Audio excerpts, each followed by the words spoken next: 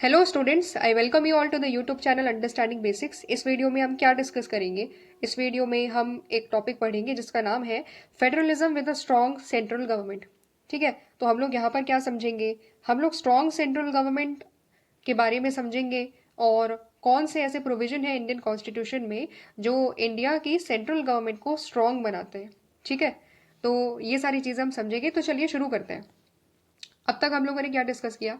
पिछले वाले टॉपिक में हमने समझा कि डिवीजन ऑफ पावर किस तरीके से हो रहा है ना। तीन लिस्ट के बारे में हमने समझा और हमने ये समझा कि किस तरीके से यूनियन एंड स्टेट के बीच में क्या है, पावर को डिस्ट्रीब्यूट किया गया है। ठीक है, और हम लोगों ने अब तक ये जानकारी ले ली है कि इंडिया को क्या कहा जाता है। इंडिया को क्वासी फेडरल स्टेट कहा जाता है बिकॉज हमारे यहाँ पर क्या है, स्ट्रॉन्ग सेंट्रलाइजिंग टेंडेंसी होने की वजह से जो हमारी सेंट्रल गवर्नमेंट है वो स्टेट गवर्नमेंट के मुकाबले क्या है, ज़्यादा पावरफुल है। ठीक है, अब हम उसी चीज़ के बारे में यहाँ पर समझेंगे। It is generally accepted that the Indian constitution has created a strong central government, जो कि बार बार हमने पढ़ी भी है कि स्ट्रॉन्ग सेंट्रल गवर्नमेंट है हमारे यहाँ पर, और ये इंडियन कॉन्स्टिट्यूशन ने स्ट्रॉन्ग सेंट्रल गवर्नमेंट इंडिया में बनाई है। ठीक है, फिर उसके बाद नेक्स्ट इंपॉर्टेंट चीज है, the framers of the constitution believe that we required a federal constitution that would accommodate diversities. ठीक है, हमारे कॉन्स्टिट्यूशन मेकर्स को ये समझ में आ गया था कि हमें एक ऐसा फेडरल कॉन्स्टिट्यूशन चाहिए जिसमें क्या होगा, जिस जो हमारी सारी डाइवर्सिटीज को अकोमोडेट कर सके। क्योंकि हमें पता है इंडिया में तो बहुत ज़्यादा डाइवर्सिटी है, तो हमें डाइवर्सिटीज को साथ में लेकर चलना पड़ेगा। जो भी डाइवर्स नीड आती है, हर रीजन की जो नीड है, ठीक है, हर रीजन की जो नीड है उसको मीट करना पड़ेगा। इसलिए हमें क्या करना पड़ेगा, इसलिए हमें डाइवर्सिटी को अकोमोडेट करने के लिए स्टेट गवर्नमेंट्स को क्या करनी पड़ेगी, पावर देनी पड़ेगी। ठीक है, ये चीज़ हमारे कॉन्स्टिट्यूशन मेकर्स को समझ में आ गई थी। लेकिन उन्होंने और क्या समझा, they also want to create a strong central government to stem disintegration and bring about social and political change. ठीक है, डाइवर्सिटी अकोमोडेट करना है, उनको पता था कि हाँ ये करना तो है, लेकिन साथ साथ में स्ट्रॉन्ग सेंट्रल गवर्नमेंट को भी क्रिएट करना है। क्योंकि क्या होगा, अगर स्ट्रॉन्ग सेंट्रल गवर्नमेंट नहीं होगी तो डिसइंटीग्रेट होने की संभावना है ना। फिर से क्या हो सकता है, कोई भी स्टेट इंडिया इंडिया से बोल सकता है कि हम तो अलग होना चाहते हैं जी इंडिया से। ठीक है, हमारे रिसोर्सेस अलग कर दो, हम अपने अलग तरीके से अपने आप को चला लेंगे। तो वो जो डिसइंटीग्रेशन की जो डेंजर था, ठीक है, ये जो हमेशा एक डिसइंटीग्रेशन का थ्रेट था, कहीं ना कहीं आइडेंटिफाई कर लिया था हमारे कॉन्स्टिट्यूशन मेकर ने। इसीलिए हमने डिसाइड कर लिया कि हम स्ट्रॉन्ग सेंट्रल गवर्नमेंट बनाएंगे और ये गवर्नमेंट क्या करेगी, डिसइंटीग्रेशन का ये जो थ्रेट है उसको रोकेगी। ठीक है, उसको क्या करेगी, उसको रोकेगी। और साथ ही साथ में central government social and political changes जो ऑल ओवर कंट्री में हमें चाहिए होंगे, ठीक है, उसको करेगी। क्योंकि देखो, कभी भी अगर किसी गवर्नमेंट को हम चाहते हैं कि वो बड़े लेवल पर काम करे, तो पावर भी तो हमें बड़ी देनी पड़ेगी ना, पावर भी तो हमें बड़ी देनी पड़ेगी, है ना। तो इसीलिए हमारे कॉन्स्टिट्यूशन मेकर्स ने कहा कि हमें अगर बड़े लेवल पर सोशल एंड पॉलिटिकल चेंजेस लेकर आने हैं, क्योंकि आज़ादी के बाद हमारी ज़रूरत थी ये। ठीक है, आज़ादी के बाद हमारी ज़रूरत थी। ठीक है, तो हमें पॉवर्टी को भी रिड्यूस करना था, ठीक है, एजुकेशन को भी बढ़ाना था, साथ ही साथ में हमें कुछ पॉलिटिकल चेंजेस भी करने थे। ठीक है, हमें क्या करना था, हमें पता है कि जब हम आज़ाद हो रहे थे तो उस टाइम पीरियड में, at the time of independence, पूरा का पूरा जो भारत था वो बहुत सारे प्रोविंसेस में, प्रिंसली स्टेट्स में क्या था, डिवाइडेड था। ठीक है, बहुत सारी किस्में डिवाइडेड था, मोर देन 500 प्रिंसली स्टेट्स में डिवाइडेड था। तो अब क्या करना था, अब पहले इन सबको इंटीग्रेट करना था, इकट्ठा करना था। ठीक है, एंड नए नए स्टेट्स बनाने थे। ठीक है, तो सारे प्रिंसली स्टेट्स को एक साथ लेकर के भी आना था। ठीक है, और फिर क्या करना था, फिर बाद में स्टेट्स का रीऑर्गेनाइजेशन भी करना था। ठीक है, जो कि हमने किया भी। तो इस इन सब चीज़ों के लिए ये एक प्रकार से जो पॉलिटिकल चेंज इंडिया में करना था, पॉलिटिकल मैप इंडिया का जो रीड्रॉ करना था, उसके लिए क्या ज़रूरत थी कि हम सेंट्रल गवर्नमेंट को क्या करें, स्ट्रॉन्ग बनाएं। क्योंकि सेंट्रल गवर्नमेंट को ज़्यादा पावर देंगे तभी तो वो ये सारी चीज़ें कर सकती है। ठीक है, इन सब चीज़ों की वजह से हमने क्या डिसाइड किया, हमारे कॉन्स्टिट्यूशन मेकर्स ने बोला कि ये सारे रीजंस हैं जिसकी वजह से हमें अपनी जो गवर्नमेंट है, जो सेंट्रल गवर्नमेंट है, उसको मजबूत बनाना पड़ेगा। ठीक है, तो beside the concern for unity, the makers of the constitution also believe that the social and economic problem of the country, they also need to get handled by the strong central government in cooperation with the state. Unity important थी, ये तो समझ में आ गया था। तो unity की वजह से तो हमने स्ट्रॉन्ग गवर्नमेंट बनाई, सेंट्रल गवर्नमेंट को स्ट्रॉन्ग बनाया, ये चीज़ तो समझ ली। लेकिन साथ साथ में हमें बहुत सारी आज़ादी के बाद बहुत सारी सोशल इकोनॉमिक प्रॉब्लम्स को भी फेस करना पड़ा, है ना। तो इसके लिए भी हमें क्या चाहिए था, इसके लिए भी हमें एक ऐसी स्ट्रॉन्ग सेंट्रल गवर्नमेंट चाहिए थी जो क्या करेगी, स्टेट्स के साथ मिल करके काम करेगी। ठीक है, तो जैसे कि आज़ादी के बाद, जैसा मैंने बताया भी कि हमारे सामने पॉवर्टी की बहुत बड़ी प्रॉब्लम थी, इलिटरेसी की बहुत बड़ी प्रॉब्लम थी, इनइक्वालिटीज ऑफ वेल्थ था। ठीक है। तो ये सारी प्रॉब्लम्स को, जब आज़ादी के बाद इतनी सारी प्रॉब्लम्स को भारत ने घेर लिया था, तो इन सभी चीज़ों के लिए हमें proper planning and proper coordination की ज़रूरत थी। ठीक है। और पूरी कंट्री लेवल पर हमें ये सारी चीज़ें करनी थी, क्योंकि ऐसा तो नहीं है कि केवल एक राज्य में अगर हम पॉवर्टी को कम कर लेंगे तो पूरे भारत में पॉवर्टी कम हो जाएगी, है ना। हम जब हम पॉवर्टी को ख़त्म करेंगे तो हमें ऑल इंडिया लेवल पर ये सारा काम करना पड़ेगा, और ऑल इंडिया लेवल के लिए सेंटर एंड स्टेट गवर्नमेंट दोनों को क्या करना पड़ेगा, दोनों को मिलकर कोऑपरेशन के साथ काम करना पड़ेगा। ठीक है। So the concern for unity and development prompted the makers of the constitution to create a strong central government। ठीक है। तो हमारे यहाँ पर जो कंसर्न था हमारा, आज़ादी के बाद सारी चीज़ें बेटर तरीके से हो, हमारा यूनिफिकेशन भी हो जाए। ठीक है। सारे के सारे प्रिंसली स्टेट्स जो है हमारे यहाँ पर एक तरीके से हमारी इंडिया में ही रहे। ठीक है। वो चीज़ भी इंश्योर करनी थी। ठीक है। प्रिंसली स्टेट्स का इंटीग्रेशन भी करवाना था, फिर दोबारा से स्टेट्स की बाउंड्रीज को रीड्रॉ भी करना था। साथ ही साथ में हमें पॉलिटिकल एंड सोशल लेवल पर अगर हम बात करें तो हमें बहुत सारे रिफॉर्म्स लेकर आने थे। पॉवर्टी को कम करना था, इलिटरेसी को कम करना था, है ना, इनइक्वालिटीज ऑफ वेल्थ को कम करना था। तो ये सारी चीज़ों के लिए भी हमें क्या चाहिए था, हमें ऑल ओवर इंडिया के लेवल पर प्लानिंग चाहिए थी। इसीलिए हमने इन सब चीज़ों के देखते हुए, यूनिटी एंड डेवलपमेंट को ध्यान में रखते हुए, हमारे कॉन्स्टिट्यूशन मेकर्स ने सेंट्रल गवर्नमेंट को क्या बनाया, स्ट्रांग बनाया। ठीक है। एक स्ट्रांग सेंट्रल गवर्नमेंट को यहाँ पर रखा। समझ में आ गया। अब हम थोड़ा सा ये जो टी कृष्णमाचारी ने जो कि हमारे वन ऑफ द मेंबर थे कॉन्स्टिट्यूएंट असेंबली के, उन्होंने 25 नवंबर 1949 जब डिबेट हो रही थी कॉन्स्टिट्यूएंट असेंबली डिबेट में, उन्होंने कुछ बात बताई सेंट्रल गवर्नमेंट को स्ट्रांग क्यों रखना चाहिए, एंड उसके पीछे कुछ एक दो इंपॉर्टेंट चीज़ें बताई है। तो थोड़ा सा उसके बारे में हम लोग रीड करते हैं। Let me tell my honourable friends in the house that the drift in all the constitutions has been towards the center because of the circumstances that have now come into being, that the states have become federal or unitary welfare states from being police states, and the ultimate responsibility as for the economic well-being of the country has become the paramount responsibility of the center। ठीक है। Sir के ऊपर से चला गया, है ना, bouncer थी, समझ में नहीं आया ना कुछ भी। समझते हैं चीज़ों को। देखो यहाँ पर टी कृष्णमाचारी जो बात कर रहे हैं वो क्या बात कर रहे हैं, वो बात ये कर रहे हैं कि जितने भी कॉन्स्टिट्यूशन है, ठीक है, ऑल ओवर द कॉन्स्टिट्यूशन में, मतलब अलग अलग कंट्रीज में जितने भी कॉन्स्टिट्यूशन है, वहाँ पर जो ड्रिफ्ट रहा है, यानी कि एक तरीके से जो झुकाव रहा है ना कॉन्स्टिट्यूशन का, वो सेंट्रल गवर्नमेंट की तरफ रहा है। पहली चीज़ उन्होंने ये बोली।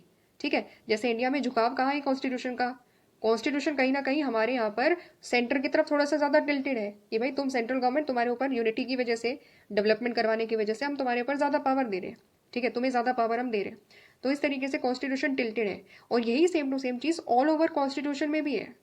काफ़ी सारे दुनिया के बाकी सभी कॉन्स्टिट्यूशन में भी ये चीज़ होती है। पहली चीज़ ऐसे ये बोली है टी कृष्णमाचारी ने। दूसरी इंपॉर्टेंट चीज़, ऐसा क्यों हुआ, ठीक है, ऐसा क्यों हुआ है कि सेंटर की तरफ टिल्टेड है सारे कॉन्स्टिट्यूशन, इसीलिए हुआ क्योंकि जो स्टेट्स है ना, जितने भी स्टेट है, चाहे कोई स्टेट फेडरल हो या कोई स्टेट यूनिटरी हो। फेडरल का मतलब तो हम समझ लिया कि दो गवर्नमेंट है। यूनिटरी का मतलब होता है कि केवल एक गवर्नमेंट होती है, और वो भी सेंट्रल लेवल पर। ठीक है। जैसे ब्रिटेन क्या है, इंग्लैंड क्या है, इंग्लैंड अगर आप देखोगे, इंग्लैंड इज ब्रिटेन क्या है, एक तरीके से यूनिटरी स्टेट है। ठीक है। तो वहाँ पर क्या है, सारी की सारी पावर किसके हाथ में है, सेंट्रल गवर्नमेंट के हाथ में है। ठीक है। सारी पावर किसके हाथ में है, सब कुछ जो तय कर रही है वो कौन कर रही है, कॉन्स्टिट्यूशन ने सारी की सारी पावर वहां पर सेंट्रल गवर्नमेंट को दे रखी है। ठीक है। तो दो प्रकार के स्टेट होते हैं, जहां पर दो गवर्नमेंट होती है तो उसको फेडरल स्टेट कहते हैं, जहां पर एक ही गवर्नमेंट होती है सेंट्रल गवर्नमेंट, उसको हम लोग क्या कहते हैं, यूनिटरी। ठीक है। तो यहाँ पर ये बोले टी कृष्णमाचारी, ये बोले कि जो स्टेट्स हैं, चाहे वो स्टेट फेडरल हो चाहे वो यूनिटरी हो, कोई भी हो, वो क्या हुआ है ना, वो पुलिस स्टेट से धीरे धीरे वेलफेयर स्टेट्स में कन्वर्ट हो रहे हैं। ठीक है। अब ये क्या आ गया भाई, पुलिस स्टेट से धीरे धीरे सारे स्टेट्स वेलफेयर स्टेट्स की तरफ बढ़ रहे हैं। पुलिस स्टेट का मतलब होता है कि ऐसा राज्य जहां पर जो गवर्नमेंट होती है वो लॉ एंड ऑर्डर तक ही अपने आप को सीमित रखती है। ठीक है। मतलब हम कानून को इम्प्लीमेंट करवा लेंगे, कानून बना देंगे, कानून को इम्प्लीमेंट कराएंगे, और सारी चीज़ों को सिस्टमैटिक तरीके से चलाएंगे। ठीक है। तो यहाँ पर पुलिस स्टेट में पूरा एडमिनिस्ट्रेशन तक ही कहीं ना कहीं गवर्नमेंट का रोल लिमिटेड हो जाता है। लेकिन जो वेलफेयर स्टेट होता है उसमें क्या होता है, वेलफेयर स्टेट में एडमिनिस्ट्रेशन के बियॉन्ड जाकर लोगों को सर्विस देने का काम होता है। ठीक है। लोगों को सर्विस देने का काम होता है, जैसे कि हेल्थ, जैसे कि एजुकेशन। ठीक है। समझ रहे हो? ये सारी चीज़ें जब स्टेट खुद, गवर्नमेंट खुद देने लगती है लोगों को, फूड देने लगती है, ठीक है, एंड अदर इंपॉर्टेंट सर्विसेज देने लगती है, विमेन डेवलपमेंट के लिए काम करने लगती है, विमेन एम्पावरमेंट के लिए काम करने लगती है, तो जो सर्विस देने का जब काम आ जाता है, जब वेलफेयर के लिए जो भी इंपॉर्टेंट स्टेप्स, लोगों के कल्याण के लिए जो भी इंपॉर्टेंट स्टेप्स उठाने लग जाता है ना जब स्टेट, तो उसको कहा जाता है वेलफेयर स्टेट। ठीक है, कल्याणकारी राज्य कहा जाता है इसको हिंदी में। अच्छा, ठीक है, समझ में आ गया? तो पुलिस स्टेट से पहले जो स्टेट पहले राज्य केवल और केवल लॉ एंड ऑर्डर तक ही कहीं ना कहीं अपने आप को लिमिट करते थे, धीरे धीरे उन्होंने अपने आप को चेंज करा, and now the states are working as a welfare states. ठीक है, तो जब वेलफेयर स्टेट के तौर पर किसी भी राज्य को काम करना है, तो जरूरी क्या होगा, तब वेलफेयर स्टेट में जो अल्टीमेट रिस्पॉन्सिबिलिटी होगी, इकोनॉमिक वेलबींग, पूरी की पूरी कंट्री की इकोनॉमिक वेलबींग इंश्योर करने की, हर किसी का वेलफेयर इंश्योर करने की, तो उस कंडीशन में जो ज़्यादा रिस्पॉन्सिबिलिटी होगी, पैरामाउंट रिस्पॉन्सिबिलिटी जो होगी, वो सेंट्रल गवर्नमेंट के हाथ में होगी। ठीक है, ये बोल रहे हैं टीटी कृष्णमाचारी। तो अगर मैं समअप करूं, यहाँ पर जो बात बताई गई है, उन्होंने ये बोला है कि हर कॉन्स्टिट्यूशन में, लगभग हर कॉन्स्टिट्यूशन में एक ड्रिफ्ट दिखाई देता है, एक टिल्ट दिखाई देता है सेंट्रल गवर्नमेंट की तरफ। वो ऐसा इसलिए हो पाया है क्योंकि चाहे कोई भी स्टेट हो, चाहे वो फेडरल स्टेट हो, चाहे वो यूनिटरी स्टेट हो, हर जगह पर सेंट्रल गवर्नमेंट को ज़्यादा पावर दी गई है, क्योंकि आज के टाइम में हम वेलफेयर स्टेट्स देख रहे हैं। वेलफेयर स्टेट में लोगों को सर्व करना होता है, तो जब लोगों को सर्व करना है, हेल्थ, एजुकेशन एंड बाकी सारी चीज़ें खुद गवर्नमेंट को देना है, अगर पॉवर्टी को खुद गवर्नमेंट को रिड्यूस करना है, तो इसके लिए सेंट्रल गवर्नमेंट को ज़्यादा पावर देनी होती है। सेंट्रल गवर्नमेंट ये सारी चीज़ें तभी कर पाएगी जब उसके पास ज़्यादा पावर होगी, जब उसके पास ज़्यादा फाइनेंसेस भी होंगे, जब उसके पास ज़्यादा पावर भी होगी, जब उसके पास ये पावर भी होगी कि वो स्टेट गवर्नमेंट को भी रिकमेंड कर सके, स्टेट गवर्नमेंट को भी कभी कभी डायरेक्शन दे सके इन पॉलिसीज के इम्प्लीमेंटेशन के लिए। यही सेम टू सेम चीज़ टीटी कृष्णमाचारी बता रहे हैं, एंड बता रहे हैं कि क्यों सेंट्रल गवर्नमेंट को आज के टाइम में क्या किया जा रहा है, ज़्यादा पावर्स काफ़ी सारे कॉन्स्टिट्यूशन देते हैं। समझ में आ गया? ठीक है, आगे बढ़े, चलो। तो अब हमने पूरा एक बेसिक अंडरस्टैंडिंग अब तक हम लोगों ने कर ली कि सेंट्रल गवर्नमेंट को ज़्यादा पावर क्यों दी गई, इंडिया में ज़्यादा पावर क्यों दी गई, एंड ऑल ओवर वर्ल्ड में वेलफेयर स्टेट की वजह से क्या हो रहा है, सेंट्रल गवर्नमेंट का रोल, रिस्पॉन्सिबिलिटीज़ काफ़ी ज़्यादा बढ़ती जा रही है। ठीक है, अब हम इंडिया में समझते हैं कि इंडिया के कॉन्स्टिट्यूशन में वो कौन कौन से ऐसे इंपॉर्टेंट प्रोविजन हैं जिसकी वजह से हमारी सेंट्रल गवर्नमेंट, केंद्र सरकार एक मजबूत सरकार बनी है, एक बहुत ज़्यादा स्ट्रॉन्ग सेंट्रल गवर्नमेंट के तौर पर आई है। सबसे पहला जो प्रोविजन हमें समझना है, वो यहाँ पर बात करता है that the very existence of the state including it's territorial integrity is in the hands of the parliament. ठीक है, पहली चीज यहाँ पर ये बोली गई है कि जो स्टेट का एग्जिस्टेंस है, जो राज्य का अस्तित्व है, ठीक है, उसकी टेरिटोरियल इंटीग्रिटी का जो अस्तित्व है ना, वो इंडिया में पार्लियामेंट के हाथ में एग्जिस्ट करता है। इसका मतलब क्या हुआ, that the parliament is empowered to form a new state by separation of territory from any state or by uniting two or more states। Parliament, India की जो पार्लियामेंट है, वो अगर चाहे तो नया राज्य बना सकती है।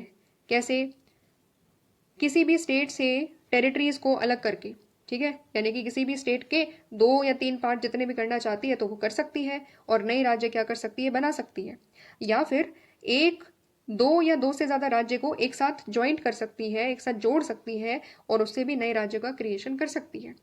समझ रहे हो? तो इसीलिए बोला जा रहा है कि जो भारत में जितने भी राज्य है ना, एट प्रेजेंट 28 स्टेट्स है इंडिया में एंड 8 यूनियन टेरिटरीज है, तो जो 28 स्टेट्स है ना, उनकी एग्जिस्टेंस, उनकी टेरिटोरियल इंटीग्रिटी खुद किसके हाथ में है? उनके हाथ में नहीं है, इंडिया की पार्लियामेंट के हाथ में है। बिकॉज इंडिया की पार्लियामेंट के पास ये पावर है कि वो उनकी बाउंड्रीज को भी चेंज कर सकती है, वो एक राज्य को अलग अलग पार्ट्स में डिवाइड कर सकती है, 2 राज्यों को मिला करके या 2 से ज़्यादा राज्यों को मिला करके एक नया राज्य भी बना सकती है। ठीक है, साथ ही साथ it also have the power, it can also alter the boundary of any state और इवन इट्स नेम। किसी भी राज्य का नाम चेंज करना है, कौन कर सकती है? पार्लियामेंट कर सकती है। ठीक है, किसी राज्य की बाउंड्री को अगर चेंज करना है, कौन कर सकती है? ये हमारी पार्लियामेंट कर सकती है। ठीक है, और ये सारी की सारी इंडियन पार्लियामेंट को पावर कौन दे रहा है? Constitution. Under which article? Under article 3 of the Indian constitution. कौन सा article? Article 3 of the Indian constitution. ये सारी की सारी पावर देता है इंडियन पार्लियामेंट को। ठीक है, सोचो, इसी इसी पावर का इस्तेमाल करते हुए हमने क्या करा, जब हम आज़ाद हुए तो फिर हमने अपना रीऑर्गेनाइजेशन करा, स्टेट्स का रीऑर्गेनाइजेशन करा, लिंग्विस्टिक बेसिस पर हम लोगों ने अलग अलग राज्य को बनाया। ठीक है, हमने महाराष्ट्र की टेरिटरी को डिसाइड किया कि महाराष्ट्र का क्षेत्र कितना होगा, यूपी का क्षेत्र कितना होगा। ठीक है, जब छत्तीसगढ़ से जो है, मतलब छत्तीसगढ़ का एक तरीके से छत्तीसगढ़ को बनाया गया मध्य प्रदेश से हटाकर, तो मध्य प्रदेश से निकाला गया। ठीक है, छत्तीसगढ़ को। सिमिलरली झारखंड का एक तरीके से झारखंड नया राज्य निकल करके आता है बिहार से। तो ये सारा का सारा जो काम हम लोग कर रहे हैं कि एक राज्य से दूसरा राज्य बना रहे हैं, ठीक है, ये सारा का सारा पावर किसके हाथ में है, इंडिया की पार्लियामेंट के हाथ में है। समझ रहे हो, क्योंकि आर्टिकल 3 ये पावर इंडिया की पार्लियामेंट को देता है। लेकिन एक और इंपॉर्टेंट चीज है जो हमें यहाँ पर समझनी है, that the constitution provides for some safeguards by way of securing the view of concern state legislature. ठीक है, एक छोटी सी चीज हमें यहाँ पर समझनी है कि ऐसा नहीं है कि जो कॉन्स्टिट्यूशन है वो कोई पावर नहीं देता स्टेट लेजिस्लेचर को, कि ऐसा नहीं है कि मतलब पार्लियामेंट अगर चाहेगी तो कभी भी किसी को भी किसी भी राज्य का बाउंड्री चेंज कर देगी, किसी का भी नाम चेंज कर देगी बिना स्टेट लेजिस्लेचर के पूछे। ठीक है, ऐसा नहीं है। यहाँ पर क्या दिया हुआ है, यहाँ पर एक इंपॉर्टेंट चीज़ है। इंपॉर्टेंट चीज़ ये है कि हमारा कॉन्स्टिट्यूशन ये कहता है कि थोड़ा सा एक सेफगार्ड दिया हुआ है, और जो स्टेट लेजिस्लेचर है उससे क्या करना होता है, उसका व्यू, उसका पर्सपेक्टिव एक बार पूछना होता है। मतलब सीधी सी बात है, अगर किसी की बाउंड्री चेंज करी जा रही है, ठीक है, नाम चेंज किया जा रहा है, तो फिर एक बार वहाँ के उस पर्टिकुलर राज्य के स्टेट के लेजिस्लेचर से परमिशन तो नहीं, बट उनका व्यू लेना पड़ता है। ठीक है, इसको ऐसे समझो, जब भी पार्लियामेंट को किसी भी स्टेट को चेंज करना है सपोज, ठीक है, किसी भी स्टेट की बाउंड्रीज को चेंज करना है, एक नया राज्य बनाना है सपोज, तो क्या होगा, तो फिर जो पार्लियामेंट है ना वो बिल प्रेसिडेंट को भेजेगी। ठीक है, पार्लियामेंट में बिल लेकर आने से पहले जो कैबिनेट मिनिस्टर्स हैं, ठीक है, वो बिल किसके हाथों भेजेंगे, प्रेसिडेंट के यहाँ पर भेजेंगे। प्रेसिडेंट क्या करेंगे, प्रेसिडेंट स्टेट लेजिस्लेटिव असेंबली, जिस स्टेट को चेंज करने की बात करी जा रही है, ठीक है, नया राज्य बनाने की बात करी जा रही है या उसका नाम चेंज करने की बात करी जा रही है, तो वहां पर वो बिल भेजा जाएगा। ठीक है, स्टेट लेजिस्लेटिव असेंबलीज के पास जब वो बिल भेजा जाता है, फिर उसके बाद उनसे पूछा जाता है उनका व्यू। ठीक है, कि आप बताओ कि आपका व्यू इस पर्टिकुलर चीज पर क्या है, कि पार्लियामेंट ये चेंजेस लेकर आना चाहती है आपकी बाउंड्रीज में, आप इस चीज पर एग्री करते हो या डिसएग्री करते हो। समझ रहे हो, ठीक है, इस तरीके से चीजें जाएंगी। लेकिन एक चीज है यहाँ पर, इस चीज को यहाँ पर समझो, अगर स्टेट लेजिस्लेटिव ने मना कर दिया कि नहीं हम नहीं चाहते कि हमारे यहाँ पर कोई बाउंड्री में चेंज हो, तो ये चीज प्रेसिडेंट के ऊपर बाइंडिंग नहीं है। ठीक है, समझ रहे हो, मतलब यहाँ पर क्या है कि यहाँ पर व्यूज स्टेट गवर्नमेंट कोई भी व्यू दे, चाहे हाँ करे चाहे ना करे, वो चीज बाध्य नहीं है प्रेसिडेंट के ऊपर। ठीक है, यानी कि वो चीज बाइंडिंग नहीं है प्रेसिडेंट के ऊपर कि उस चीज को मानना ही है या नहीं मानना है।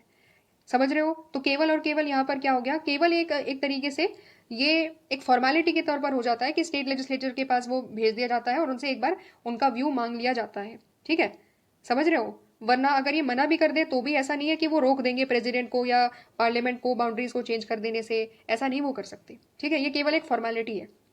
समझ रहे हो, तो इसीलिए भी यहाँ पर ओवरऑल जो पावर है वो किसके हाथ में है, ओवरऑल पावर अभी भी इंडियन पार्लियामेंट के हाथ में है। ठीक है, इसीलिए आप देखोगे जम्मू कश्मीर का क्या हो जाता है, रीऑर्गेनाइजेशन हो जाता है। ठीक है, समझ रहे हो कितनी आसानी से वो चीज हो जाती है। ठीक है, तो ये सारी चीज हम यहाँ पर हमने देखी। सबसे पहली चीज की एग्जिस्टेंस ऑफ स्टेट, की राज्य का खुद का एग्जिस्टेंस किसके ऊपर डिपेंड करता है, वो अगर चाहे तो इंडियन पार्लियामेंट चाहे तो उसको चेंज भी कर सकती है, बाउंड्रीज को चेंज कर सकती है, नए राज्य को बना सकती है। ठीक है, समझ में आ गया। दूसरी इंपॉर्टेंट चीज यहाँ पर क्या आ जाती है, दूसरी इंपॉर्टेंट पॉइंट है that constitution has certain very powerful emergency provisions which can turn our federal polity into highly centralised once emergency is declared. Sorry. तो दूसरी बड़ी पावर जो सेंट्रल गवर्नमेंट के हाथ में दी गई है वो क्या है, वो है इमरजेंसी पावर। इमरजेंसी जब लगाई जाती है, देखो हमारे यहाँ पर 3 प्रकार की इमरजेंसी होती है। ठीक है, नेशनल इमरजेंसी होती है, स्टेट इमरजेंसी होती है जिसको हम प्रेसिडेंट रूल कहते हैं, एंड तीसरी इंपॉर्टेंट इमरजेंसी होती है फाइनेंशियल इमरजेंसी। ठीक है, 3 प्रकार की इमरजेंसी है इमरजेंसी भारत में। ठीक है, इमरजेंसी कौन लगा सकता है, केवल और केवल सेंट्रल गवर्नमेंट। ठीक है, समझ रहे हो, केवल सेंटर ही इमरजेंसी डिक्लेयर कर सकता है, इस चीज को समझो यहाँ पर। ठीक है, तो सारी पावर इमरजेंसी से जुड़ी हुई जितनी भी पावर्स होती है किसके हाथ में, सेंट्रल गवर्नमेंट के हाथ में। तो जब इमरजेंसी लगती है तो पूरा जो हमारा फेडरल स्ट्रक्चर होता है वो सेंट्रलाइज्ड हो जाता है, हाईली सेंट्रलाइज्ड हो जाता है।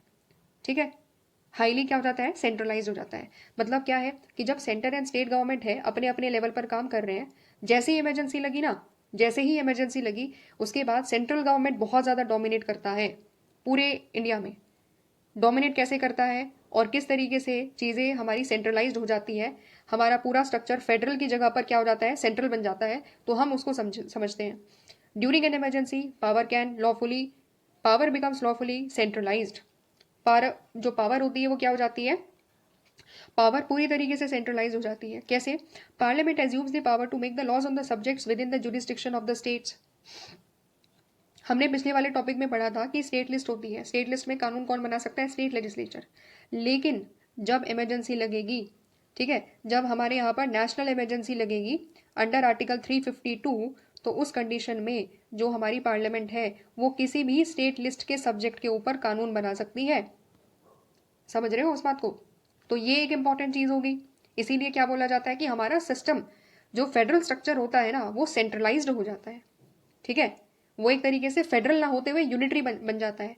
यूनिटरी क्यों बन जाता है, क्योंकि जब पार्लियामेंट के पास अपनी पावर है, लेकिन पार्लियामेंट जब दूसरी गवर्नमेंट, दूसरी पॉलिटी की पावर को भी दूसरी गवर्नमेंट के सब्जेक्ट्स के ऊपर भी क्या कर लेती है, कानून बना सकती है। तो इसीलिए बोला जाता है कि पूरा सिस्टम हमारा क्या हो जाता है, सेंट्रलाइज्ड हो जाता है। ठीक है, बहुत ज़्यादा पावर हो जाती है सेंट्रल गवर्नमेंट के हाथ में। दूसरी इंपॉर्टेंट चीज़, जब इमरजेंसी लगती है तो साथ ही साथ में जो सेंट्रल गवर्नमेंट होती है ना वो क्या कर सकती है, वो स्टेट गवर्नमेंट में काम करने वाले जितने भी एग्जीक्यूटिव हैं, आईएएस ऑफिसर हो, पीसीएस ऑफिसर हो, कोई भी हो, कोई भी एग्जीक्यूटिव हो, उसको डायरेक्शन दे सकती है। ठीक है, उसको क्या कर सकती है, डायरेक्शन दे सकती है। ठीक है, बता सकती है कि उनको क्या करना है। नॉर्मली कंडीशन में ऐसा नहीं होता, लेकिन जब इमरजेंसी होती है, क्योंकि सेंट्रल गवर्नमेंट ज़्यादा पावरफुल हो जाती है, इसीलिए उस पर्टिकुलर कंडीशन में ये सारी चीज़ें पॉसिबल हो जाती हैं। इसीलिए क्या बोला गया, इसीलिए बोला गया कि इमरजेंसी प्रोविजंस की वजह से भी हमारे यहाँ पर एक स्ट्रॉन्ग सेंट्रल गवर्नमेंट है। ठीक है, क्यों दिया गया इमरजेंसी पावर, इमरजेंसी पावर इसलिए दिया गया है ताकि कुछ ऐसी सिचुएशन हो जैसे वॉर हो रही है, ठीक है, या कहीं पर कुछ और बहुत ज़्यादा डिस्टर्बेंसेस हो रहे हैं, तो उस कंडीशन में इंडिया की जो यूनिटी और इंडिया की जो इंटीग्रिटी है ना वो मेंटेन रहे। इसीलिए यहाँ पर क्या दिया गया है, सेंट्रल गवर्नमेंट को उस पर्टिकुलर कंडीशन में ज़्यादा पावर दे दी गई है। समझ रहे हो? तो ये सारी चीज़ें हमने यहाँ पर इमरजेंसी प्रोविजन से जुड़ी हुई यहाँ पर हमने क्या देखी, पावर देखी एंड अंडरस्टैंड करा कि हमारा सिस्टम क्या हो जाता है, सेंट्रलाइज्ड हो जाता है। फेडरल पॉलिटी क्या हो जाती है, हाईली सेंट्रलाइज्ड हो जाती है। ठीक है, थर्ड पॉइंट जो हमें यहाँ पर समझना है, क्या समझना है, थर्ड पॉइंट हमें समझना है फाइनेंशियल पावर्स के रिगार्डिंग। ठीक है, तो नॉर्मल कंडीशन में भी अगर आप देखोगे, the central government has very effective financial power and responsibilities. ठीक है, हमने ये चीज़ पहले भी पढ़ रखी है एक दो बार कि जो फाइनेंस की बात करें ना, इंडिया में जब हम फाइनेंस की बात करें तो कंपैरेटिवली अगर आप देखोगे तो सेंट्रल गवर्नमेंट का जो कंट्रोल है ना फाइनेंसेस के ऊपर वो बहुत ज़्यादा है। ठीक है, नॉर्मली कंडीशन में भी सेंट्रल गवर्नमेंट का जो कंट्रोल है वो ज़्यादा है एंड स्टेट्स का बहुत कम कंट्रोल होता है फाइनेंसेस के ऊपर। ठीक है, तो यहाँ पर क्या बोला गया, the central government has many revenue sources and states are mostly dependent upon the grants and the financial assistance from the centre. तो सेंट्रल गवर्नमेंट के पास में अपने बहुत सारे रेवेन्यू के सोर्सेस होते हैं। ठीक है, लेकिन जब हम स्टेट्स गवर्नमेंट की बात करेंगे तो वो केवल और केवल किस पर डिपेंड करती है, स्टेट गवर्नमेंट सेंटर से जो ग्रांट मिल रही है, सेंटर से जो ग्रांट मिल रही है और सेंटर से जो फाइनेंशियल असिस्टेंस मिल रही है ना, केवल उसी पर डिपेंडेंट है। ऐसा नहीं है कि स्टेट को अगर पैसा लेना है तो फिर वो वर्ल्ड बैंक या आईएमएफ के पास चली जाएगी, नहीं, ये नहीं कर सकती। सेंट्रल गवर्नमेंट चाहे तो ये कर सकती है, सेंट्रल गवर्नमेंट चाहे तो ये कर सकती है। इसीलिए बोला जा रहा है कि in comparison to state government, central government के पास रिसोर्सेज जो है ना वो मतलब वहाँ पैसे लेने के ऑप्शंस हैं काफ़ी सारे। पहली बात, सेंट्रल गवर्नमेंट के खुद के रेवेन्यू के सोर्सेज बहुत ज़्यादा हैं और वो किसी और से बोरो भी कर सकते हैं बाहर की इंस्टीट्यूशन से। लेकिन स्टेट गवर्नमेंट के पास कोई ऑप्शन नहीं है, स्टेट गवर्नमेंट यहाँ नहीं जा सकती, नहीं। स्टेट गवर्नमेंट केवल और केवल जो सेंटर से सेंटर के पास ही जा सकती है, सेंट्रल गवर्नमेंट के पास, और वहीं से जो है असिस्टेंस ले सकती है, मदद ले सकती है। ठीक है, पहली बात समझ में आ गई यहाँ पे। अच्छा, एक और इम्पॉर्टेंट चीज़ यहाँ पर समझो। देखो हमारे यहाँ पर ना, हमारे यहाँ पर सेंटर एंड स्टेट गवर्नमेंट के बीच में जो पूरा रेवेन्यू का डिस्ट्रीब्यूशन होता है वो कौन तय करता है, हमारे यहाँ पर होती है फाइनेंस कमीशन। क्या होती है, हमारे यहाँ पर होती है फाइनेंस कमीशन। अच्छा, कौन से आर्टिकल के अंतर्गत फाइनेंस कमीशन स्टैब्लिश होती है, कमेंट करके बताना अगर किसी को याद हो तो, ठीक है। अच्छा, तो फाइनेंस कमीशन होती है, तो फाइनेंस कमीशन क्या है? फाइनेंस कमीशन प्रेसिडेंट के द्वारा अपॉइंट करी जाती है, समझ रहे हो? तो इसलिए ये क्या हो गया, एक तरीके से यहाँ पर सेंट्रल गवर्नमेंट का रोल हो गया, समझ रहे हो? तो फाइनेंस कमीशन क्या डिसाइड करती है? फाइनेंस कमीशन डिसाइड करती है कि जो सोर्स है, रेवेन्यू जितनी भी है हमारे यहाँ पर, ठीक है, जितना भी हमारे यहाँ पर पैसा है वो सेंटर एंड स्टेट के बीच में किस तरीके से डिवाइड होगा, समझ रहे हो? कौन डिसाइड कर रहा है? फाइनेंस कमीशन डिस्ट्रीब्यूट करती है, ठीक है, समझ रहे हो?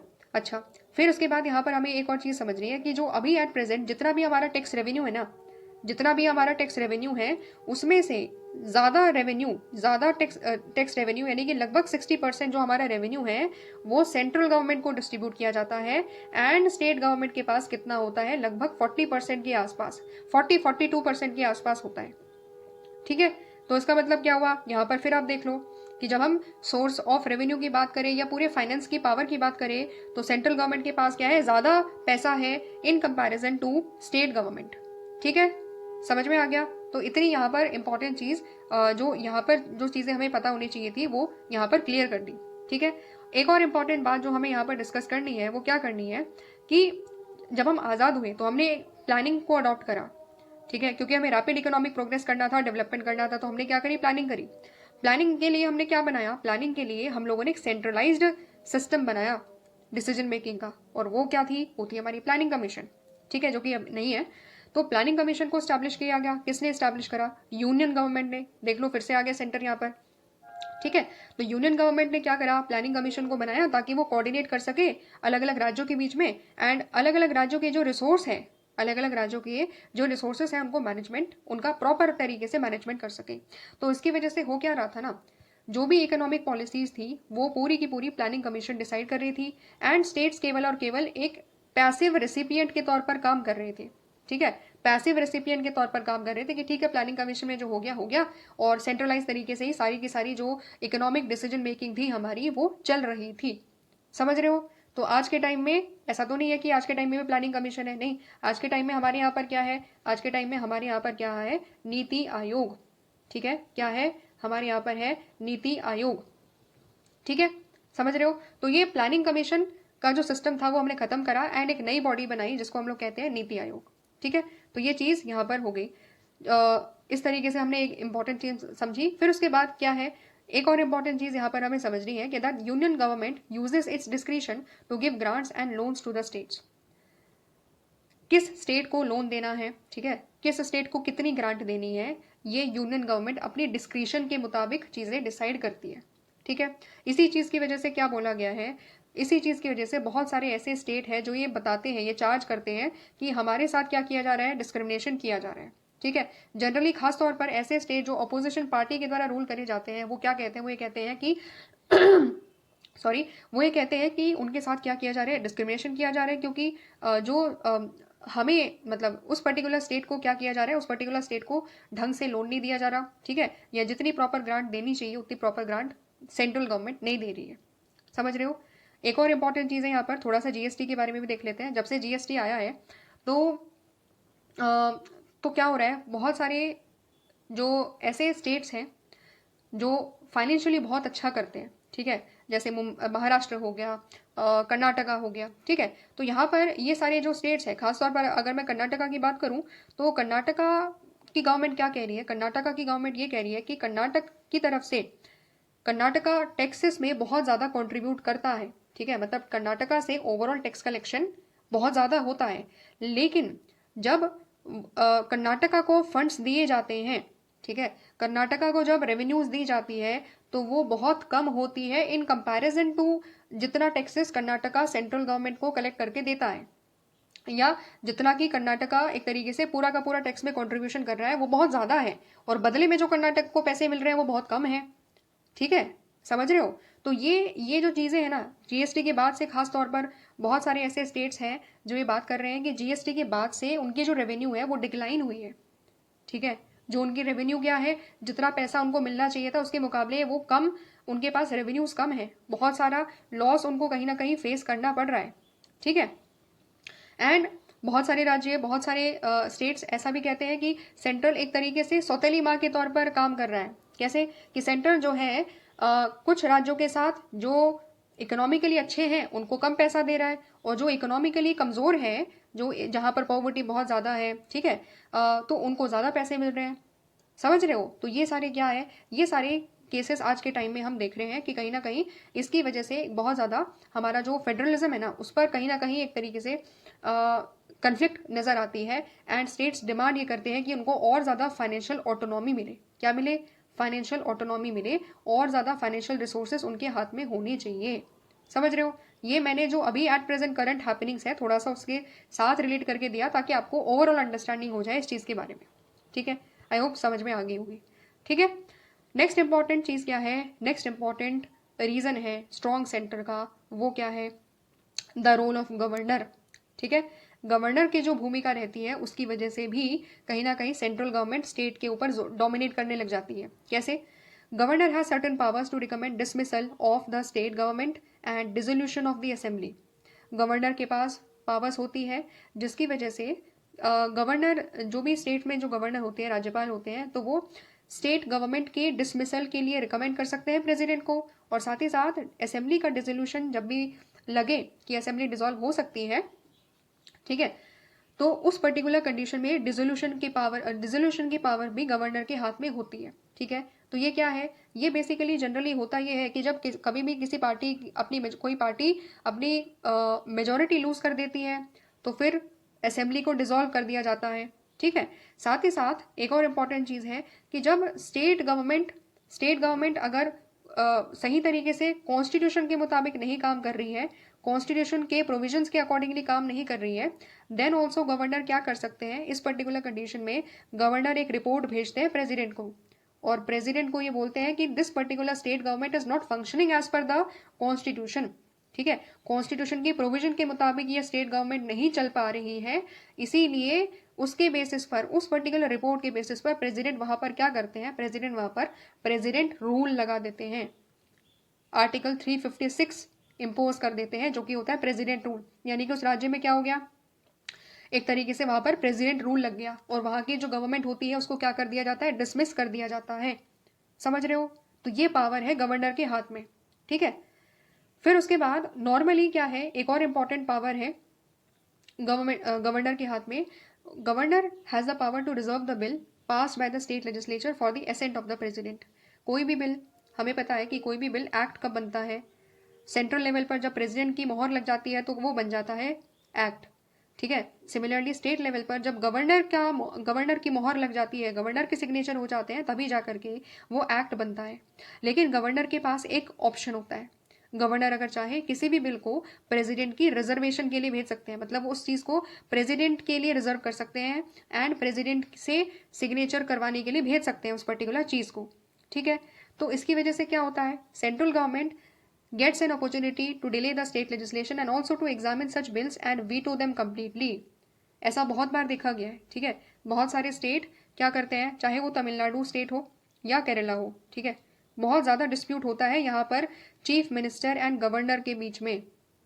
न्यूज़पेपर्स अगर आप फॉलो करते हो तो आप ये चीज़ पढ़ते होंगे। ठीक है, समझ रहे हो? तो यहाँ पर क्या होता है, डिस्प्यूट क्या होता है कि जो चीफ मिनिस्टर है, काउंसिल ऑफ मिनिस्टर है, वो बिल भेजते हैं गवर्नर को, लेकिन गवर्नर क्या करते हैं? गवर्नर उस बिल को डिले करने के लिए क्या करते हैं? उस बिल को रिजर्व कर देते हैं प्रेसिडेंट की एसेंट के लिए, प्रेसिडेंट को भेज देते हैं। और क्योंकि प्रेसिडेंट के ऊपर कोई टाइम बाउंडेशन ही नहीं है कि कितने टाइम में उस पर्टिकुलर बिल पर साइन करना है, तो वो चीज़ प्रेसिडेंट के पास पड़ी रहती है बहुत सालों तक। ठीक है, समझ रहे हो? इसकी वजह से ओवरऑल नुकसान किसको हुआ? स्टेट गवर्नमेंट को हुआ, क्योंकि बिल किसका था? स्टेट गवर्नमेंट का था। ठीक है, तो इसीलिए बहुत सारे स्टेट क्या करते हैं फिर, तमिलनाडु हो गया, केरला हो गया, वो सुप्रीम कोर्ट के पास इस पर्टिकुलर चीज़ को लेकर जाते हैं कि हमारा जो लेजिस्लेटिव, जो हमारी पावर्स है, वो सेंट्रल गवर्नमेंट अफेक्ट कर रही है, क्योंकि हमारे कानूनों को वो पास नहीं होने दे रही। ठीक है, इसकी वजह से भी क्या हो रहा है, इस तरीके से यहाँ पर देखो, इसकी वजह से हम क्या देख रहे हैं कि because of the interference of the governor. ठीक है, कभी कभी गवर्नर इंटरफेरेंस करने लगते हैं, और जनरली ये चीज़ कहाँ होती है? जब सेंटर में कोई और पार्टी होती है, स्टेट में कोई और पार्टी होती है। ठीक है, समझ रहे हो? जब बीजेपी की गवर्नमेंट सेंटर में है, स्टेट में भी बीजेपी की गवर्नमेंट है, ये चीज़ वहाँ नहीं देखने को मिलेगी आपको। ठीक है, वहां पर तो डबल इंजन की सरकार है, तो बहुत अच्छे से सारी चीजें चलती हैं, समझ रहे हो।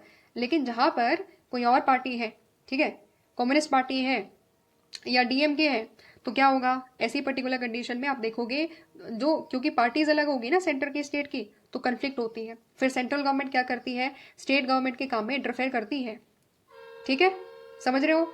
और इसी चीज की वजह से हमारा जो फेडरलिज्म है वो क्या हो रहा है, अफेक्ट होता है, ठीक है, स्मूथ फंक्शनिंग हमारे फेडरलिज्म की अफेक्ट होती है। तो ये चीज हमने क्या समझी, हमने समझा कि गवर्नर किस तरीके से, गवर्नर की वजह से कहीं ना कहीं जो सेंट्रल गवर्नमेंट है उसके हाथ में ज्यादा पावर्स होती है, ठीक है, एंड वो स्टेट के लेजिस्लेशंस को भी, स्टेट के कानूनों को भी डिले करवा सकती है।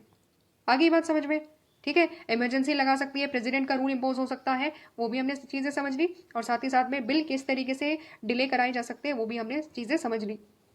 इसके बाद एक और इंपॉर्टेंट चीज है that there might be situation that may demand that the central government need to legislate on the matters from the state list, ठीक है, एक कंडीशन हमने पढ़ी थी कि स्टेट लिस्ट में कानून बना सकता है स्टेट का लेजिस्लेटिव असेंबली, लेकिन एक ऐसी कंडीशन होती है जब पार्लियामेंट भी स्टेट लिस्ट के ऊपर कानून, स्टेट लिस्ट में, स्टेट लिस्ट के सब्जेक्ट के ऊपर कानून बना सकती है, और वो पॉसिबल कब है, जब राज्यसभा उस पर्टिकुलर चीज पर रेजोल्यूशन पास करे, ठीक है।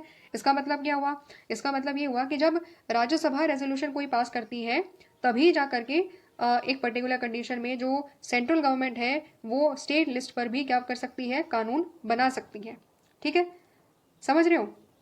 तो ये एक और ऐसा प्रोविजन है जहां पर स्टेट मतलब जो सेंट्रल गवर्नमेंट है वो स्टेट लिस्ट के ऊपर क्या कर रही है, स्टेट लिस्ट के ऊपर सब्जेक्ट बना रही है, एंड दैट इज वाई फिर से कहीं ना कहीं सेंट्रल गवर्नमेंट और ज्यादा पावरफुल नजर आती है। इसके अलावा बहुत सारे ऐसे एरियाज भी आपको देखने को मिलेंगे where the central government may choose to give instructions to the state government, ठीक है, क्या बोल रहे हैं। नॉर्मली देखो क्या होता है, सेंटर की अपनी पावर है अलग और स्टेट की अपनी अलग पावर है, लेकिन कुछ ऐसे एरियाज हैं, कुछ ऐसे सर्कमस्टांसेस हैं जब सेंट्रल गवर्नमेंट स्टेट गवर्नमेंट को डायरेक्शन दे सकती है, ठीक है, बता सकती है कि स्टेट गवर्नमेंट को क्या करना है क्या नहीं करना। तो वो कौन कौन से ऐसे एरियाज हैं जहां पर डायरेक्शन मिल सकते हैं।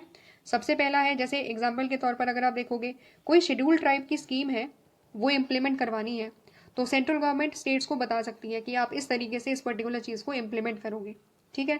साथ ही साथ रेलवेज के प्रोटेक्शन के लिए कुछ स्टेप्स उठाने हैं, then also the central government can give certain directions to the state government, ठीक है, समझ रहे हो। कुछ ऐसे कंडीशन है जब हम यहाँ पर देख सकते हैं कि जो सेंट्रल गवर्नमेंट है वो स्टेट गवर्नमेंट को क्या कर सकती है, डायरेक्शन दे सकती है। लेकिन कोई ऐसी कंडीशन नहीं है, कोई ऐसी कंडीशन नहीं है जब स्टेट गवर्नमेंट किसको करे डायरेक्ट, सेंट्रल गवर्नमेंट को डायरेक्ट करे। अंतर समझ लिया यहाँ पर, ठीक है। हर कंडीशन में आपको एक ही चीज देखने को मिलेगी कि सेंट्रल गवर्नमेंट का जो है एक तरीके से सेंट्रल गवर्नमेंट का कहीं ना कहीं बड़ा हाथ है in comparison to the state government, ठीक है, समझ रहे हो। इस तरीके से यहाँ पर हम चीजें समझ रहे हैं। फिर यहाँ पर आर्टिकल 257 बताया गया है, क्या कह रहा है, that the executive power of the every state shall be so exercised as not to impede or prejudice the exercise of the executive power of the union, and the executive power of the union shall extend to giving of such directions to a state as may appear to the government of India to be necessary for that purpose। कुछ समझ में नहीं आया, क्या बोल रही है ना, यही आया होगा दिमाग में। तो चलो समझ लेते हैं भाई, और क्या ही करेंगे, समझना ही पड़ेगा सारी चीज़ों को।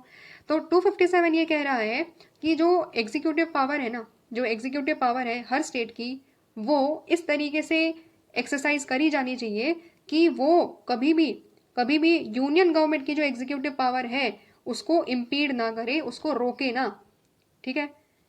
स्टेट गवर्नमेंट अपनी एग्जीक्यूटिव पावर को इस्तेमाल करेगी, सेंट्रल गवर्नमेंट अपनी एग्जीक्यूटिव पावर को इस्तेमाल करेगी, लेकिन आर्टिकल 257 ये कह रहा है कि स्टेट गवर्नमेंट जब भी तुम अपनी एग्जीक्यूटिव पावर को इस्तेमाल करोगे, ध्यान रखना कि तुम्हारी एग्जीक्यूटिव पावर के इस्तेमाल की वजह से कभी भी सेंट्रल गवर्नमेंट की एग्जीक्यूटिव पावर को पर कोई इम्पैक्ट ना पड़े, कोई नकारात्मक प्रभाव ना पड़े, ठीक है, समझ रहे हो।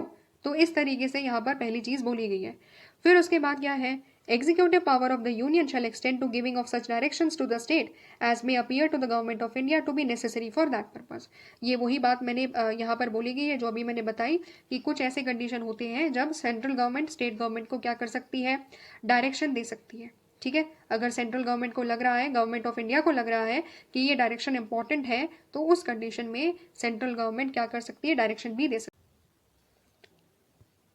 The all India services are common to the entire territory of India and the officers chosen for these serves in the administration of the state. होता क्या है कि सेंट्रल लेवल पर जो ऑल इंडिया सर्विसेज होती है, तीन ऑल इंडिया सर्विसेज होती है, IAS, ठीक है, IPS एंड साथ ही साथ IFS, ठीक है, हमारे यहाँ पर तीन ऑल इंडिया सर्विसेज होती है।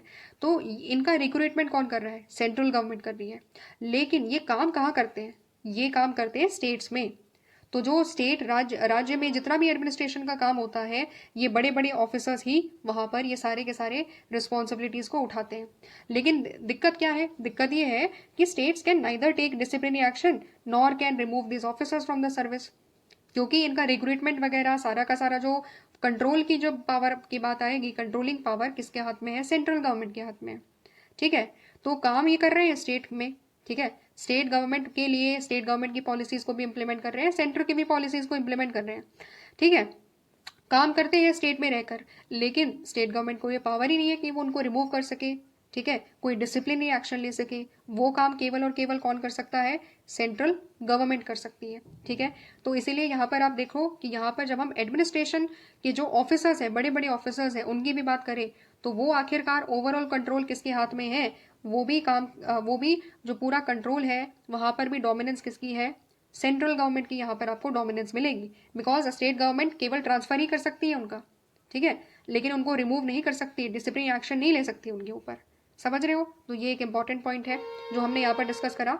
फिर उसके बाद हमारा लास्ट पॉइंट आता है आर्टिकल 33 एंड 34।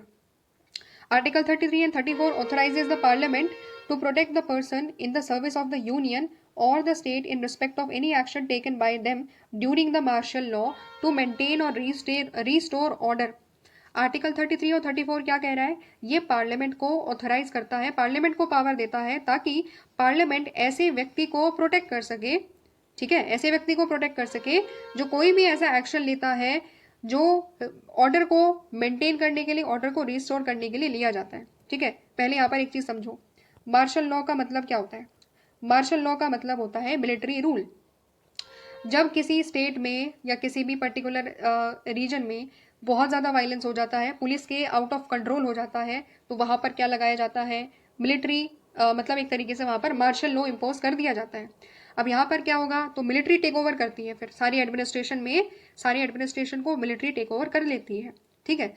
अब जब मिलिट्री टेक ओवर करती है तो फिर क्या होगा? तो मिलिट्री को बहुत ज़्यादा पावर मिल जाती है, ठीक है। तो मिलिट्री को जब पावर मिल जाती है तो मिलिट्री के पास क्योंकि पावर है तो मिलिट्री बहुत सारी, जो आर्मी है वो बहुत सारी चीज़ें कर सकती है, ठीक है। अगर चाहे सस्पिशन के बेसिस पर किसी को इवन अरेस्ट करना हो, कर लिया, ठीक है। किसी को इवन अगर शूट डाउन भी कर देती है ना आर्मी, शूट डाउन भी अगर कर देती ना, तो भी यहाँ पर क्या बोला गया है कि जो हमारी पार्लियामेंट है उसके पास ये पावर है कि वो ऐसे व्यक्ति को प्रोटेक्ट कर सकती है जिसने कोई भी ऐसा एक्शन लिया जो उस पर्टिकुलर रीजन में ऑर्डर को रिस्टोर करने के लिए था। यानी कि वहाँ पर शांति बरकरार रखने के लिए अगर कोई जो मिलिट्री पर्सनल है अगर कोई एक्शन ले लेते हैं जिसकी वजह से इवन किसी व्यक्ति की जान भी चली गई, देन ऑल्सो पार्लियामेंट चाहेगी तो उसको प्रोटेक्ट कर सकती है, ठीक है। समझ रहे हो? उसके ऊपर कोई एक्शन नहीं लिया जाएगा, ये चीज पार्लियामेंट कर सकती है, ठीक है। इसीलिए बोला जाता है कि जो मार्शल लॉ हो जाता है ना, तो मार्शल लॉ में मिलिट्री के पास काफी ज्यादा पावर्स आ जाती है।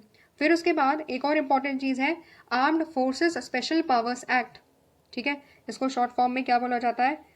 एफ्स्पा, ठीक है। तो armed forces special power act जो है वो इसी पर्टिकुलर प्रोविजन के बेसिस पर बना है, ठीक है। इसमें क्या होता है कि जिस जिस राज्य में, जैसे नॉर्थ ईस्टर्न स्टेट्स में कुछ कुछ अलग अलग छोटे छोटे small parts of north east में ये पर्टिकुलर कानून लगता है। फिर क्या होता है? वहाँ पर मिलिट्री एक तरीके से अपना रूल स्टैब्लिश करती है, ठीक है। वहाँ पर फिर क्या होता है? वहाँ पर अरेस्ट कर लिया जा सकता है किसी भी व्यक्ति को बिना वारंट के, ठीक है। मिलिट्री सर्च करती है, ठीक है, मिलिट्री सर्च करती है। और किसी को भी अगर सपोज कोई प्रॉपर्टी सस्पिशियस लग रही है बहुत ज़्यादा, तो उसका इवन डिस्ट्रक्शन भी कर दिया जा सकता है, ठीक है। किसी व्यक्ति को इवन शूट आउट भी कर दिया जा सकता है on the basis of suspicion. समझ रहे हो? तो ये पावर्स वहाँ पर है, और ये पावर्स क्यों मिलती है? Because of this particular act, ठीक है। यहाँ पर अगर कोई भी ऐसा कानून, कोई भी ऐसा कदम उठाया जाता है जिसकी वजह से अगर सपोज किसी के फंडामेंटल राइट्स भी अगर वॉयलेट हो रहे हैं ना, क्योंकि देखो किसी को अरेस्ट करोगे बिना वारंट के, फंडामेंटल राइट का एक तरीके से वायलेशन हो रहा है।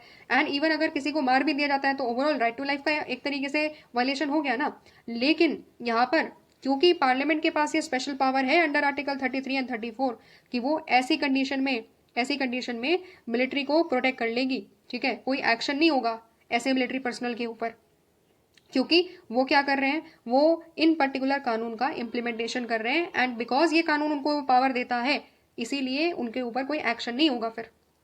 समझ रहे हो, ठीक है। ये एक इंपॉर्टेंट चीज़ है जो यहाँ पर आपको समझनी है। इसकी वजह से क्या होता है, बहुत ज़्यादातर जो लोग हैं एंड जो आर्म्ड फोर्सेस हैं उनके बीच में बहुत ज़्यादा टेंशन होती है, ठीक है। क्योंकि राइट्स का वायलेशन हो रहा है कहीं ना कहीं, तो लोग भी अपनी आवाज़ उठाएंगे, ठीक है। समझ रहे हो। तो इस तरीके से यहाँ पर चीज़ें होती है। बहुत सारी न्यूज़पेपर में रिपोर्ट्स भी आती है कि वायलेशन बहुत ज़्यादा एक्सेस लेवल पर हो गया, ठीक है। तो ये सारी चीज़ें यहाँ पर बताई जाती है। ग्रॉस ह्यूमन राइट्स का वायलेशन भी होता है कभी कभी, हम देखते हैं, ठीक है। तो ये सारी की सारी पावर्स भी आप देखोगे किसके हाथ में है, पार्लियामेंट के हाथ में है, ठीक है। किसके हाथ में है, पार्लियामेंट ही ये काम कर सकती है। समझ रहे हो। तो इस तरीके से हमने क्या देखा, हमने सारी के सारा पूरा टॉपिक कवर कर लिया, जिसमें हमने बार बार ये चीज़ देखी कि कौन कौन से ऐसे प्रोविजन है जिसकी वजह से आखिरकार हमारी जो सेंट्रल गवर्नमेंट है वो काफ़ी ज़्यादा स्ट्रॉन्ग बनाई गई है इंडियन कॉन्स्टिट्यूशन के द्वारा, ठीक है। आई होप चीज़ें समझ में आ गई होगी, ठीक है। ये वाला टॉपिक हो गया कंप्लीट। मिलते हैं हम लोग नेक्स्ट वीडियो में, जहाँ पर नेक्स्ट इंपॉर्टेंट टॉपिक से हम लोग चीज़ें डिस्कस करेंगे, ठीक है। Thanks for watching.